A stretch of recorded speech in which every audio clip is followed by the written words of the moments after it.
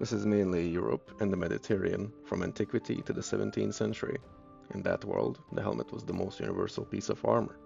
Its job was to protect the head, face, and sometimes the neck from projectiles and from cutting or thrusting blows. Across the whole timeline, helmet design is basically a trade-off between coverage, vision, hearing, breathing, and comfort. In the ancient Mediterranean, helmets were often made of bronze.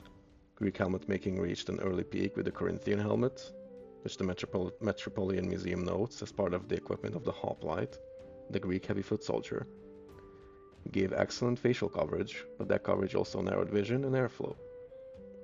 By the Roman periods, many helmets became more open and practical.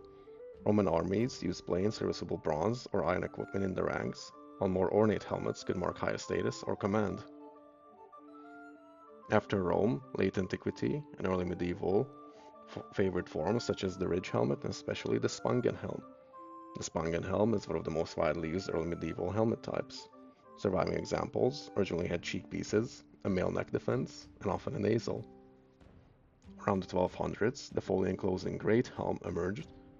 Britannica describes this as the point when older, conical, nasal tradition expanded into a flat-topped helmet covering the whole face except for narrow slits. In the 14th century, that all-enclosing battlefield helmet increasingly shared space with the more practical bassinet, which is a close-fitting helmet with a camel and often a movable visor. By the late 14th century, the great helm was being displaced on a battlefield and surviving mainly in tournament use. In the 15th century, helmet design diversed. The war hat, chapeau de fer, kettle hat, was one of the most popular infantry helmets in Western Europe. The sallet became a major late medieval type. It's open-faced, or only partially visored, with some forms leaving the lower face and neck exposed. In Italy, the armet then became the standard cavalry helmet from about 1410 to 1510. In the 16th and 17th centuries, the main line runs through the close helmet, bourgeonet, morion, cabasset, and later the lobster tail bourgeonet. The close helm became the standard cavalry in the 16th century. The morion was a lightweight infantry's helmet, strongly associated with the Spanish troops. Bourgeonets served cavalry and bodyguards. In the 17th century, lobster tail type combined a bowl, cheekpieces, nasal, and laminated necktail. By then, firearms were reshaping helmet design toward either heavier, shot-resistant forms or more open, practical ones for troops who needed visibility and breathability. Main types. The clearest way to understand historical helmets is by protective philosophy rather than by memorizing dozens of names. First are open helmets, things like the war hat, morion, and many bourgeonets. These gave better awareness, easier breathing, and better hearing, which mattered a lot for cavalry control, infantry formations, and later gunpowder warfare. Second are semi-enclosed helmets, which try to balance coverage and usability. Nasal helms, visored bassinets, some sallets with separate bevors, and closed bourgeonets with movable face defenses. These are often the practical, well-compromised types. The sallets had a wide face opening for vision and breathing, while on cavalry bourgeonets, the failing buffet could be lowered in sections for better visibility and ventilation. And third are the fully enclosing helmets. The Greek Corinthian helmet, the Great Helm, armet, close helmet, and many tournament helms. These offered maximum coverage, but the cost was reduced, awareness and comfort. Tournament helms pushed this to the extreme. The Metropolitan notes that they were twice as heavy as comparable to battle helmets, and jousting helms could even be bolted to the cuirass so that safety, not mobility, was the priority. Materials and construction. Early helmets in the northern and western Europe could be leather reinforced with bronze or iron straps, while Greek helmets were famously bronze and Roman helmets were commonly bronze or iron. By the late medieval and early modern periods, the standard material for serious European helmets was iron or steel, often combined with leather, textile, and sometimes attached mail. Decorative materials could include gold, silver, copper alloy, pigments, enamel, or brass fittings. Construction mattered as much as raw material. Some helmets were built for several jointed elements, as in strap-built early helmets. Others were raised from a single shape plate. Helmets also usually depended on cheek pieces, neck defenses, hinges, lining rivets, leather straps, and padded liners to function properly in use. For practical testing, I highly suggest watching these videos by Todd's Workshop, links in the description. But as a written example, a helmet was usually the single most important armor piece, because protecting the head mattered disproportionately. Britannica summarizes the general purpose well. Helmets were meant to protect the head, face, and neck against projectiles and against the blows of edged weapons. In practice, historical helmets were generally very good against cuts, good against many glancing blows, and only as good against thrusts and missiles as their coverage, thickness, and suspension system allowed. Big trade-offs was always coverage versus awareness. A Corinthian helmet or great helmet closed more of the face, but at obvious sensory cost. Open types, such as the war hats, morions, and many burgonets, survived because soldiers often needed to see, hear, and breathe more easily than a fully enclosed helmet allowed. That is why later styles opened the face, burgonets used hinged cheek pieces, or a failing buffet, and the British cavalry wars lobster pot emphasized visibility and breathability while still covering the scalp and neck. By the firearm era, helmets became either more specialized or less universal. The Metropolitan Museum's French siege helmets shows the extreme 20-pound or 9 kilograms, double thickness, shot-proof helmet for engineers, sappers, and bombardiers working under close fire, complete with the bulletproof mark.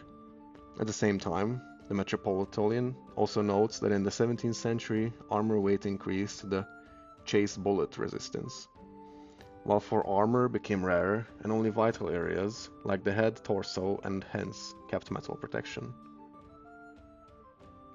Weight. Popular myth makes helmets sound impossibly heavy, but normal field helmets were not. The Metropolitan gives a good overall rule. Battle helmets were usually weighed at about 4 to 8 pounds, so around 2 to 4 kilograms. Surviving objects fit that general range fairly well. A Spangenhelm is listed at 2 pounds, a Great Sallet at 4, a Milanese Sallet at around 6, so around 3 kilograms, and a British Flemish Armet at 8, so that's around 3.5 kilograms. Where helmets get truly heavy is in a specialized tournament or shot-proof context. The Metropolitan Museum of Art's helm for combat weighs around 11 pounds, and its siege helmets weighs around 20. So the right rule is not helmets were heavy, but special purpose helmets could be very heavy. Maintenance. Helmet maintenance was a constant job, especially once iron and steel replaced bronze. Metal surfaces had to be kept from rusting, straps, hinges, and rivets had to stay sound, and organic lining inside, which mattered hugely for comfort and shock absorption, could wear out long before the metal shell failed. That is why surviving helmets so often preserve only lining rivets, traces of leather bands, or fragments of silk-covered padding. The documentary evidence matches that reality. The same historical price lists cited above records, charges for cleaning rust, and specific fee for varnishing, replacing straps, and riveting for a helmet or a corselet. In other words, a helmet was not a one-time metal purchase. It was maintained working system of shell, finish, fittings, and padding. The bassinet and its many visors. The bassinet was the best practice helmet to wear from the early 14th century up to the mid 15th century. It has many types of visors and customization options for the wearer. It became the standard because of its versatility. There were many base skull shapes, it had a quilted liner to adjust to the wearer's size, and vervalise to attach a male aventail to give more protection for the neck and shoulders. It had a lot of visors to choose from. These types were the clap visor bassinet, originates from the combination of German technology for its specific visor attachment mechanism and the European term for the helmet's base structure, popular in the 14th century. The plough-faced helmet, a variant of the late 14th century pig-faced helmet or hound skull, though many modern reconstructions are based on artistic sources rather than surviving intact examples. The wolf rib bassinet, mainly used for sport activities, especially popular today in Buchert. Historically, not much evidence remains of its use. The hound skull bassinet, probably the most famous type of bassinet, named after its shape, which is similar to the skull of a hound. Sometimes it's also called a pig-faced bassinet. The Coburg bassinet. It is a variant of the hound skull bassinet, featuring a top clap visor type attaching system and serrations on the eye slits and mouth for more protection. Named after where a well-preserved example still remains, in Coburg Castle, Bavaria, Germany. The Great Bassinet. It has a rounded visor and a plate aventail, which sometimes would be bolted to the breastplate, so the wearer's neck would remain safe, although with limited head movement. These were more later types of bassinets, mid-15th to late 15th century. And lastly, the bassinet with the bretech, a normal bassinet with a nasal protection piece added, to give additional coverage for the face, and you could attach an aventail onto. Sallets. The sallet, also known as the saletta in Italian, chaler in German, or salade in French, was the dominant combat helmet in Europe during the 15th century, succeeding the bassinet.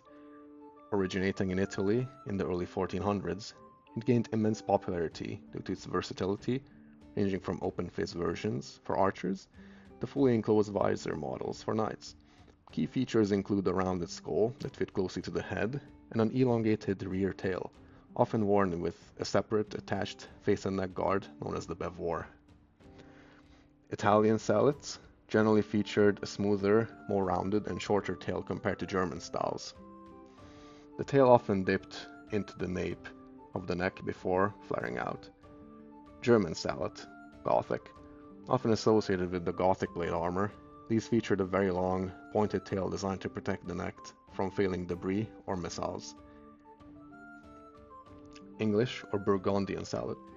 These represent an intermediate style between German and Italian forms, often seen in the 15th century Wars of the Roses. Armet or close helm, plus its parts. The armet is a type of combat helm which was developed in the 15th century. It was extensively used in Italy, France, England, and Low Countries and Spain. It was distinguished by being the first helmet of its era to completely enclose the head while being compact and light enough to move with the wearer. It is probably the most recognizable knightly helmet, and when someone thinks of one, this is the type of helmet they picture in their head. Armets feature two cheek plates that open laterally and lock at the chin. Close helms utilize an integrated, vertically rotating bavor that pivots on the same points as the visor. Helmet decorations. Decorations were not only to make the wearer and the helmet look unique, sometimes they served a purpose. For example, the plume, which is made of feathers or horsehair, these plumes served as badges of rank, allowing other soldiers to easily spot their centurion or other commanders in the chaos of battle. The crest served a similar purpose, only it was made of metal, wood, or sometimes hardened leather, and it had many looks, maybe a depiction of an animal, horns, or something else. An orlay was a heraldry headband made of wool, showing your badge of honor and legions. Sometimes etchings or engravings were done on the helmet to show the wearer's wealth and distinguish them from others, or geldings, which were brass or even gold lines on the edges of the armor. As a closure, plus some iconic helmets. The long arc of helmets history is not more metal equals better. It is really a series of changing compromises. Corinthian helmets and great helms favored coverage. Bassinets, sallets, and burchinets tried to balance protection with practical fighting ability. Morions and war hats favored battlefield awareness for infantry. Close helmets served the cavalry in the firearm age, and once the threat environment changed enough, helmets either became very specialized and heavy, or more open and selective rather than simply continuing to grow.